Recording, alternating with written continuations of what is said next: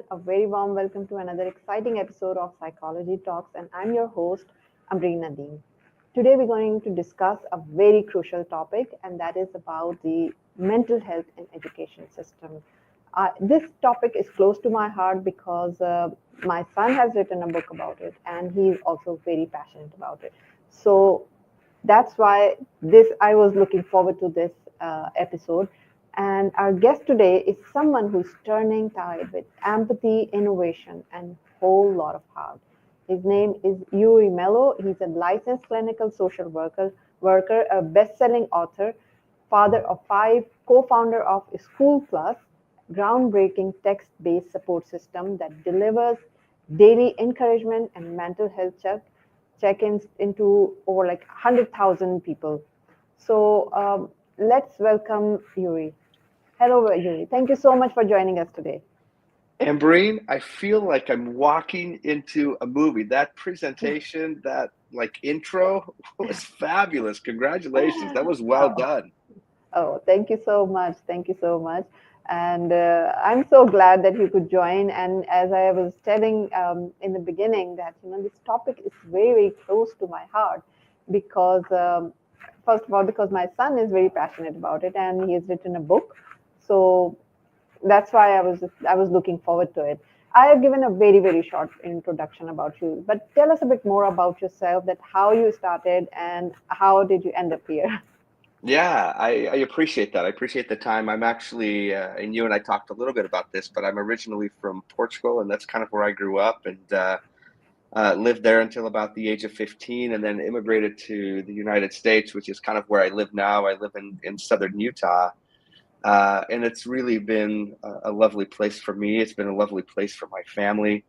About 20 years ago, I became a licensed clinical social worker, which is basically it gives me the ability, right, to do therapy, right, individual therapy as a psychotherapist. And I've done that for about 20 years. I still do it today.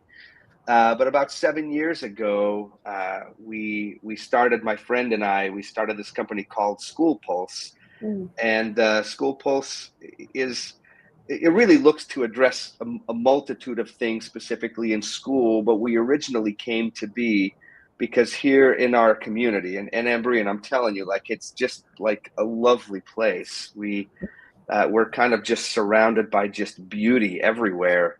But in 2017, we had seven local high school, middle school students who took their life by suicide. And it was wild. It was just yeah. in our small community.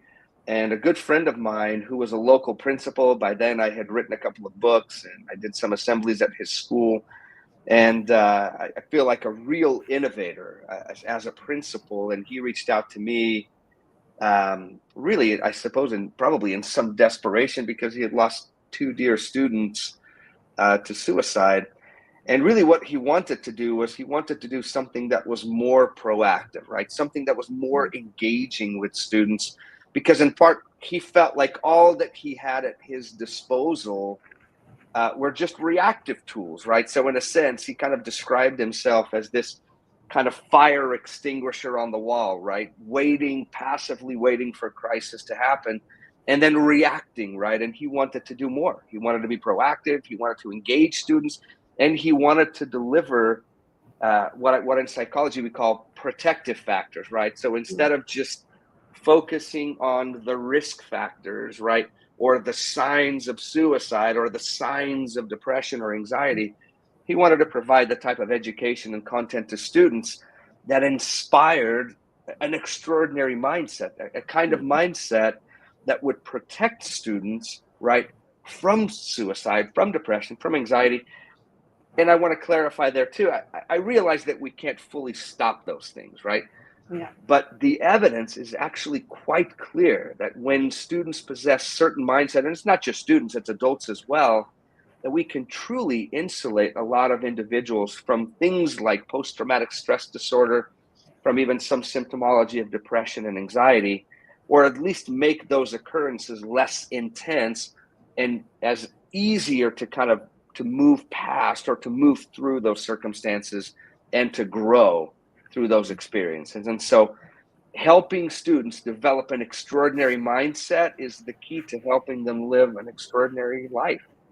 That's really how we go into schools. Yeah, I mean it's really really sad and it's really tragic actually when to hear that when somebody actually takes their life because it's just a matter of just telling them that there is a hope ahead in the life, and I feel really bad when that I feel really sad actually. It's really heartbreaking to know that somebody is taking their life just because they think that the life cannot get better. And as we know that suicide is something that is 100% preventable because it's just a matter of being there for them to let them know that there is a hope. And I think what you're doing is really an amazing work. So just tell us a bit more about that. What is, your work is the School Pulse, right? So Yeah, what exactly is the School Pulse and how does you it work? bet.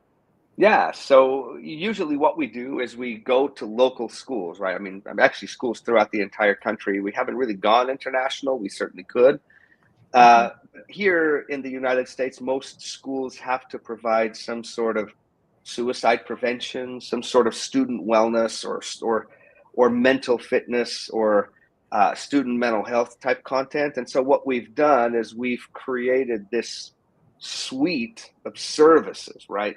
That looks to do exactly that for students. And we do it in a variety of ways, right? We do that, I think the way that we talked about initially, right, is we proactively engage students via text, right? So students, a lot of students, especially those kind of in a secondary, sixth grade through 12th grade, kind of, a lot of them have phones. Some of them have phones, and we don't just do it through phones, but one of the things that we wanted to do that was totally innovative and different was instead of just passively waiting, right, for students to be in crisis and providing a crisis line for students, Mhm. what we do is we provide a positive psychology service that proactively goes to students. So we text students proactively twice a week on Tuesday and Friday. On Tuesday, we deliver our extraordinary evidence based content to students in really cool, short videos that are not cringy or boring, but are just packed with goodness. And we deliver that to them every Tuesday. And then on Friday, we deliver more inspirational content. And because we're not waiting for them to come to us, but because we proactively engage with them, students text us back. And we have an entire team of live individuals, not AI, not artificial intelligence, that then provide a safe, enthusiastic, grateful place where students come and they tell us about the good in their life, which is wonderful. And sometimes we do happen to intervene with students, right, who are actively struggling, whether they're dealing with suicidal ideation, or their parents are separating, or they're self harming, or their friendships are in shambles, or they're failing academically. And our goal, right, is to not only provide a wonderful place for them to come, but to provide them with these resources and tools that we have created. And Breen, Mhm. we have put together, it is the most comprehensive mental health resource for teens in the world. And I know that that can sound a little cliche, like, really, Yuri, in the world? I'm telling you, in the world, we have not seen or found its equal. And we put this resource together, which I will share with you, and you can share it with your listeners. It's free, and you don't have to put in emails or create accounts, nothing like that. You can just go look at it, utilize it for yourself, for your own children, for your school, whatever you want to do. And that's another service that we provide to schools, is we find that schools have very few resources for parents, for students, and we've literally created this and we just deliver it to them. In addition to that, we do email campaigns to parents and students that deliver our student success activities. And then we also provide what we call kind of restorative practice techniques or other student success lessons that counselors or teachers can proactively show throughout the school. The key here, once again, Ambreen, is we don't want to wait. We don't want to wait for crisis. We want to proactively educate in an exciting way, right? The power of psychology, right? The power of positive psychology, and hopefully provide them with ideas that will be transforming, right? I constantly tell people your psychology is everything, right? Yeah. The way that you interpret the events in your life matter more than the events themselves. And so that's what we're trying to gently, right, nurture, is this creating these extraordinary ideas and mindsets that will Yeah. create a positive outcome for these dear students. Yeah, that's really amazing. But how do you actually contact these students? Like, do you contact the schools first? And because it's like not all the students have like mobiles or something, That's right? right. So do you have like the way to reach out to them? How do you do that? Yeah, so we do. So we specifically contract with schools. So for example, here Okay. locally, we have about, let's say, 14 high schools and middle schools or junior highs, right? And so we would contact those schools or the district, right, which oversees a multitude of schools, right? And we contract with them to provide our suite of services to those individual schools.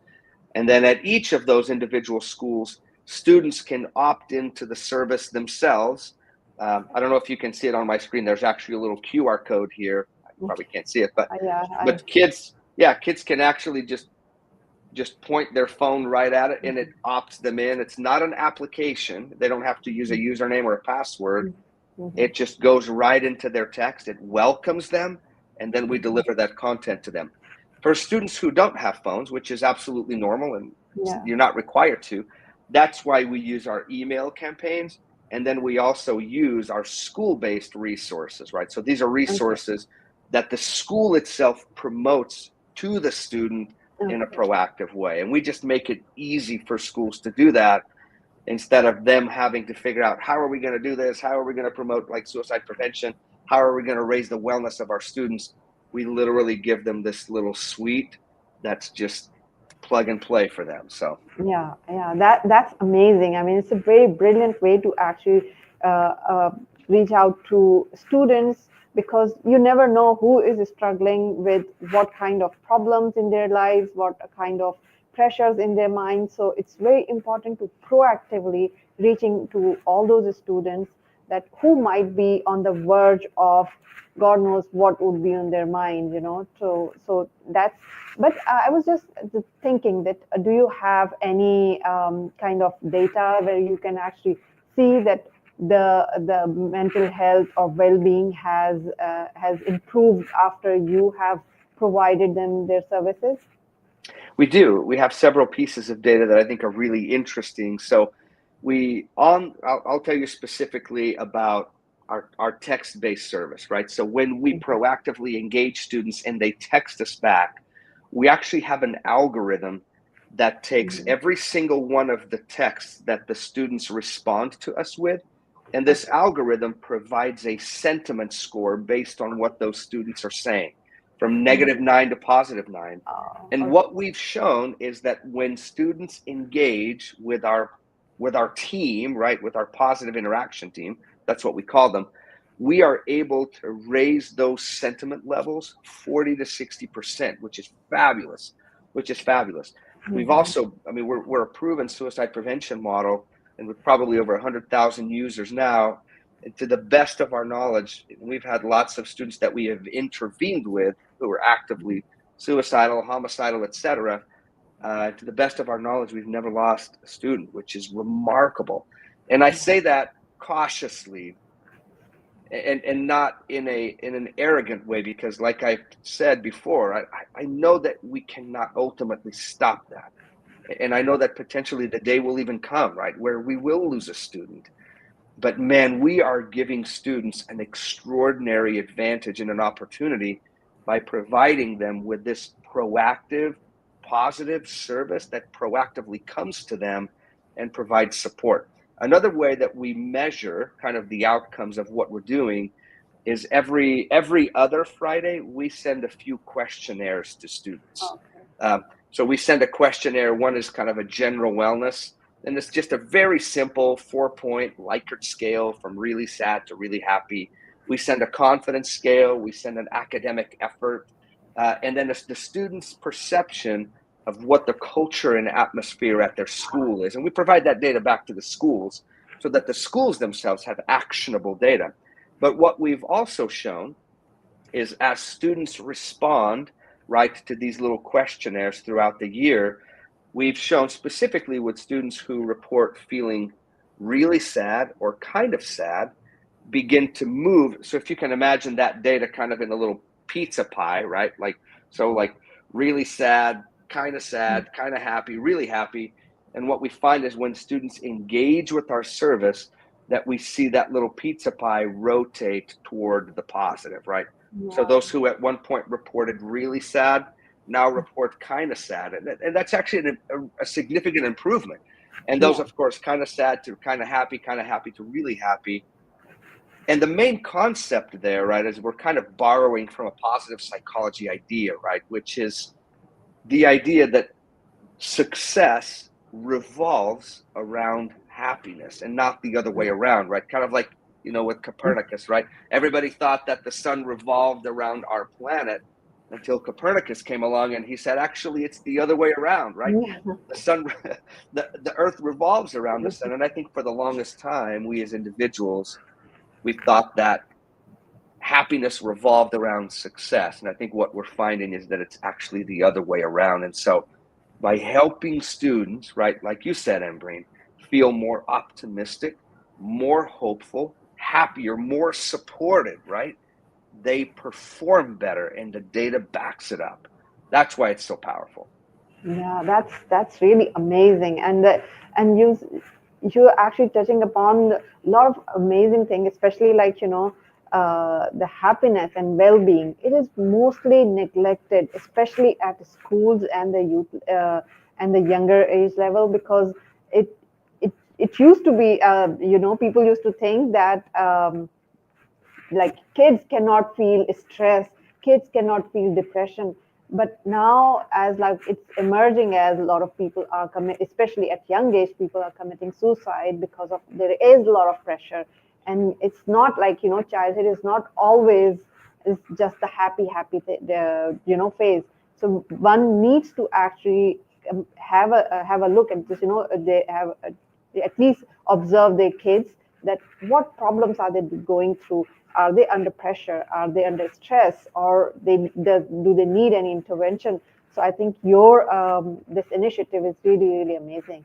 One thing that I was just thinking that like nowadays, especially if we compare like current times with, let's say, 10 years ago, and or maybe like 20 years ago, the incidence of like suicide rate is increasing, especially in youth, or even the incidence of depression, anxiety is all increasing. All the mental health related issues are increasing, especially in youth. So, what do you think? What is the main root cause? What is the cause of of like depression and anxiety and all the mental health problems among youth? Wow, that is a loaded question, Ambreen, and I'm happy that I hope you'll join me in answering that, Sure. by the way. Like, Yeah. I mean, you've just laid that bomb at but I'm willing. Let's hop into it. Let's Yeah. hop into it. I actually have, I've read several books, but one specifically, and I'm sure that you've read it and your listeners are probably quite aware of it. But he talks about the anxious generation, right? Um, Mhm. or what's called the anxious generation. I think he provides a couple of solutions there that are, he's attempting to explain what you've described, right? Where, specifically here in the United States, like the CDC has released data, right, that shows that all of these metrics, right, teen anxiety, teen depression, teen suicide, teen trauma, violence, right, are all trending in the wrong direction, right? And that is, of course, disturbing, right? In fact, I think the Surgeon General here described the youth mental health crisis as the defining mental health crisis of our time, right? And so the need to address that is significant. That is exactly what we're trying to do. And we're doing it through schools, because schools are kind of this unique place where these wonderful adolescents are all there. And so we're just using those schools almost kind of as a vehicle to raise the tide, right? That's kind of Yeah. our goal. But let's get back to your question, which is, man, why, right? Why is this Yeah. happening now? And so specifically in this book, Anxious Generation, and I believe that the author, I can't remember his name, but I think he presents some really compelling evidence. And he first actually turns toward parents a little bit. And he kind of describes how parents have become more like helicopter parenting kind of parents. Whereas before, children were a little bit more allowed. And I certainly grew up this way in Portugal. I mean, I was allowed everywhere. I mean, we were doing things that were life threatening at a very young age. And maybe that's stupid, probably stupid. But I think that that's one of the concerns is, and I'm going to be general, like I'm not going to go into a ton of detail, but he just describes that parents have become overprotective and over sheltering. And as a result, they've kind of encouraged this fear, this culture of fear and anxiety, right? That we're constantly promoting and educating our children on our anxieties. And one of my goals, at least in my own private practice and with my own kids, is I've always tried to share with my kids, like, go into the world with confidence. Like, and if you make it, like, great. And when you fail and you fail miserably, like, that's okay. Like, we're going to bounce back from that better. Like, we can actually take those incredibly difficult and painful circumstances, and we can actually consecrate them for our good. And I believe that. I believe that deep down inside. That's a deep idea of my own psychology. The other thing that, of course, he talks about as a specific, over the past decade, a specific influence is the kind of meteoric rise of technology, and specifically phones. And we're not necessarily even talking about social media. Social media certainly enters the conversation, but he's more specifically talking about these magnificent little instruments that everybody has. The problem with these phones is that they constantly take us away from where we are. Like, in fact, there's a quote in that book, and I won't be able to remember it exactly, but he makes a description that our children are constantly elsewhere. And just think about that for a moment. Like, our kids are constantly elsewhere. Even when they're physically in the room with us, their brain is in another multiverse, right? Whether it's in Snapchat or Instagram or Facebook, or watching reels or watching videos on YouTube or snapping somebody else. And it is discouraging. Even when we're watching a TV show or a movie, we're not even watching the movie anymore. Like, the TV is on and we're watching something else on our phone. And so our children are constantly elsewhere. And as a result, even though phones, in some sense, feel like there's a great way to connect people, unfortunately, they've actually separated us a little bit. And of course, this is how we've interacted with them. And then these services, phones, are just incredibly captivating. They're persuasive. They beep at us. They vibrate. I joke with people and I say, man, life is hard enough with one brain that is constantly promoting like crazy intrusive thoughts. But now we're living with two brains. We've got this one brain that's constantly just ringing and beeping at us, and we have this other one that we're having to manage as well. And as a result, our attention is fragmented all the time. We're stressed, we're anxious. And I think, so according to that book, he kind of puts it a little bit on parents, saying, I think we've become overly protective, and we're almost creating this culture of fear with our children all the time. And then in addition to that, the speed with which this technology has risen. And he actually makes a very compelling argument, like, pretty much as the technology began to develop, these rates of anxiety, depression, and suicidality began to rise with them as well. And so I say that not as a fear monger, because I actually believe and am absolutely optimistic that our children are going to find a way. I mean, we've put the problem in their hands, and I actually believe that they're going to resolve it. They're going to solve it and do better than we did. But right now, I believe that they're suffering. I believe that there Yeah, is some suffering that they're going to go through as they find ways to better adapt to this technology that is encouraging loneliness, anxiety, comparison, depression, and it's a problem. But I believe yeah, they're going to deal with it. It's not all negative. I want to make sure that I'm clear here. Like yeah, I'm not like picketing, like say no to phones. I mean, I have one. I'm on it at least 2 hours a day. Doing yeah. a variety of things. But there are definitely some problems. Yeah, I think you pinpoint rightly that these are the main problems that first of all, like as you said, that like parents have become like kind of more overprotective, and that could be one reason, because of like the society has also become like that. So we have to be kind of protective, but you're right that I think parents need to actually give them freedom to try something on their own. Even if they fail, they shouldn't put more pressure on it, like they have to do it the same way that they have done, or they should be like they don't have to fit in the box. So I think that freedom gives them more opportunity to grow at their own pace and in their own way. So that is exactly right. You're right about it. The other thing, like I'm thinking that you know like yes, this is the main problem that everyone is facing. Like everyone has a phone. We can't live without phone, and we can't live with the phone actually. So that's the dilemma. Well said. But Well said.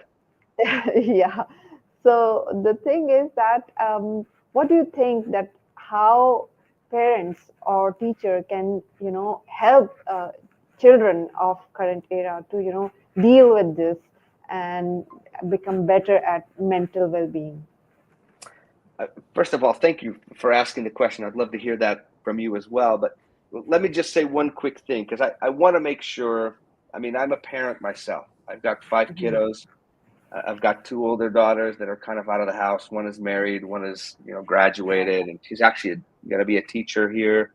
I've got another boy that's kind of doing kind of a religious service mission in England. I have another one that's going to Japan to do that, and then I've got a Wow. one teenager at home. Right, she's 14 Mhm. and she is a firecracker, and she's just fun and exciting. Um, and I want to make sure that I say I love parents. I'm a fan. It's been by far the most significant thing that I've done in my life, and it will be forever, I think. And so I recognize that we love our kids. We want to protect our children. Of course we do. We want them to do better than we did, right? We want them to figure things out better than we did. And so I'm not trying to be overcritical of parents or telling parents, look, we're gonna parent. Oh, so sorry. Murray, No problem. sorry, 1 second. Sorry about that. This is my No dog. problem with that. It's I mean, we okay. got five kids and the dog. Five kids and the dog, Yes.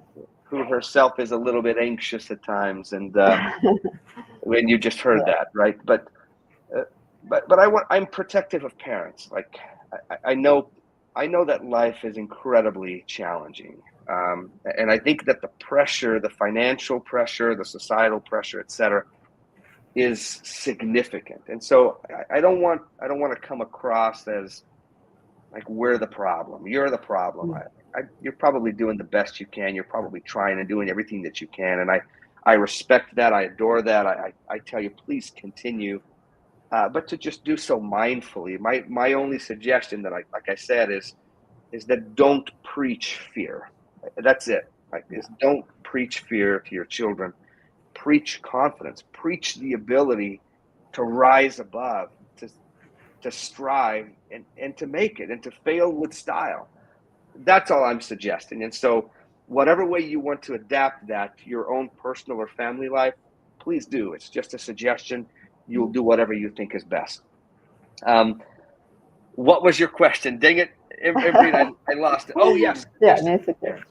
How do Yeah. we deal with that? We've actually created a couple of really cool videos that actually talk about that, and I'll share this later on, and you can share them if you want. That specifically talk about phones, and we provide them as tools that we're not only presenting to adolescents themselves, but actually to parents, because we want to recognize, right, that there's that in a way, not preaching fear, right? This is a little bit of a loaded weapon in some respects. Mm. And we just want to help parents to realize like there are things that we can do, just like with artificial intelligence, right? There are ways that we can engage with these wonderful, wonderful devices that can be an asset, that can be an advantage to our lives instead of a deficit. And that's Yeah. really the goal. And so when we go into schools, that's exactly what we're trying to promote is how do we take these incredible instruments, these incredible tools, and turn them to our advantage instead of them becoming a disadvantage and a place of harm in our lives. And one of the ways that I do that with parents is number one, and I think even some of this advice I think is specifically given in that book, The Anxious Generation. I think he suggests, and these are his suggestions, and I would agree with that. In fact, I think this is kind of what we do here in our home is we don't do social media until the age of 16. I think we started to release our phones to our children at about the age of 14. And we did that with some contracts in place. And a contract really just means it's an agreement, right? And we had some specific stipulations. Stipulation number one, and these are just stipulations in the Mello household, right? You will run them in whatever Mhm. way you want, but I'll just give you some of ours and maybe they'll give you some ideas for yourself. Number one is that they don't sleep with their phone. Their phone stays and charges somewhere outside of their room, downstairs. Mom and I, we have complete access to that phone. That means we know the passwords. We can get into their texts, to their emails. If they have a social media account, we have access to those. And we check regularly, by the way. I can remember many conversations that I had with my own girls and my boys that came as a result of me at night grabbing my son's phone, looking through it, going through the text, and then having a conversation. Say, hey, I saw this interaction. I saw how you responded, or you mentioned this, you said this. I'd love to talk about that, right? And I'm sure that my kids did not like that, I'll be honest. And I have to give Yeah. them props. I really have some extraordinary children that they allowed me to do that, honestly, without a ton of resistance. And I just am grateful for them for being so willing and humble to let me and my wife do that. But there were many conversations that came as a result of that collaboration where I was observing how they were engaging in social media and in their friendships, and where we had some really serious conversations about appropriate behavior or about sexual language or about sadness or anxiety or depression or suicidality. And those came as a result of that. So I would say as a parent, begin well, start with an agreement, with a contract. No phones at the table. When family is over, grandparents are over, like you're not on your phone. When you're, so we just have these specific rules that hopefully, right, are creating a healthy pattern, right? So that when they're out of the house, and they're probably going to have to suffer a little bit then, and that's just life.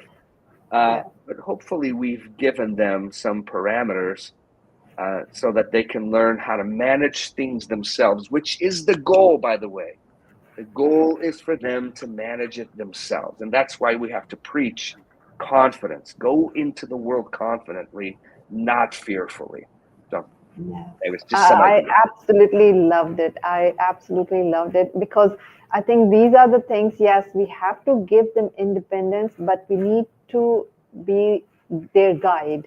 It's not just like controlling them, it's just to give them the idea that how they can discipline themselves. So I really loved it. I mean, the way you said that they need to have certain rules to follow. It's not something that they can do whatever they want to do. They are open to, because there are lots of like good thing and the bad thing, and they don't know at this particular age.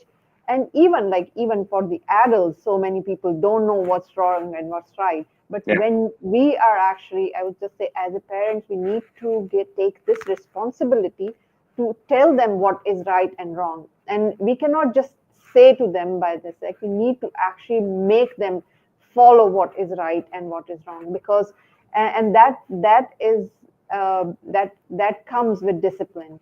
And that's exactly, the discipline comes with certain rules and some boundaries, because that is how they learn how to set the boundaries, that how they can actually keep a check on themselves, that okay, where they're, because if they know that it's there for like 24/7 and they can do anything like this, there will be no boundaries, there will be no limitation or something. So they need to, I mean, I'm sure it has lots of benefits. So thanks a lot for sharing this. I'm sure those who are listening to it, they will take this action, and if they take it, it's going to have a better positive impact on their kids life. So Yeah, anyways, I wanted to say one more quick thing there. yeah, I do. There's a tendency in me, like, and I'll admit it. I tend to be a little bit of a humanistic type thinker, which humanistic in a way, it's kind of like, it's almost kind of a hands off, like they're going to learn it. And I actually believe that. I actually believe that. But I also recognize, right, that there are certain things that can have a really tragic and long-term impact in the lives of my children. And my job isn't necessarily to stop that, because I can't, but my job is to influence that, right? My job is, like you said, Ambreen, is to teach. It's to discipline, to hold accountable. Those are the things that I try to do. And I try to do those things in the most humble and meek way that I can. Like, and I believe that. But I think that one of the challenges, right, that we have to deal with, or that we're dealing with, I think right now, and there's sometimes, man, there are just some, I would call them kind of pop psychology principles that kind of arise in our communities, and that just drive me absolutely crazy. They just drive me bonkers.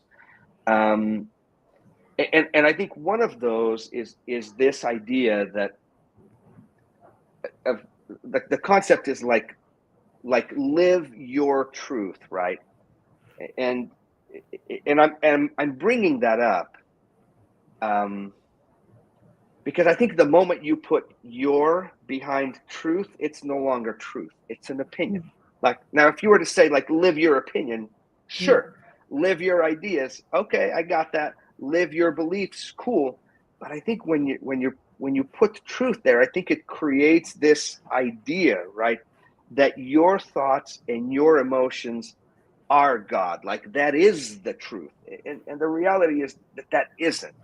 And so it's important for us to teach, or to influence, or to gently present to our children, right, this idea that just because they think it or feel it doesn't mean it is true, right? And so, yeah, and I know that that's not an easy concept. I know that yeah, that's challenging, right? I mean, in a sense, we're almost kind of going into a little bit of this kind of Eastern philosophy a little bit as well, right?